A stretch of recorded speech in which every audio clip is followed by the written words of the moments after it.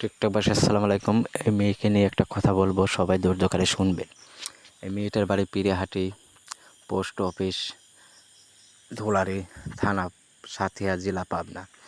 এই মেয়ের বাপের নাম মোকরম, মায়ের নাম সুনেকা বেগম। এই মেয়েকে আমি বিয়ে করছিলাম। বিয়ে করার পরে 3টা বছর সংসার করলাম। করার পরে সে হঠাৎ একদিন একটা ঝগড়া লাগলো। ঝগড়া লাগার পরে সে একটা ছেলের হাত ধরে চলে গেল। 6টা মাস আমার সাথে কোনো যোগাযোগ নেই। যোগাযোগ না থাকায় সে থাকে নারায়ণগঞ্জ, আমি থাকি পাবনায়। পাবনায় থাকার পরে নারায়ণগঞ্জ থেকে ফোন দিছে যে তুমি মৌচাক চলে আসো। মৌচাক চলে আসো কেন? তুমি তো স্বামীর ঘরে। আমি কেমনে যাবো? আমি তো যাবো না। তুমি তো আমারও ছাড়ো নাই, তারও ছাড়ো নাই, কেমনে যাবো?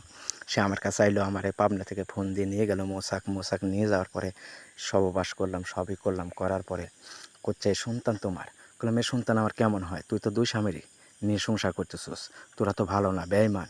তে এর বাপ মাও এদের দিয়ে ব্যবসা করে খায়। তে সৌজন মেম্বারে বললাম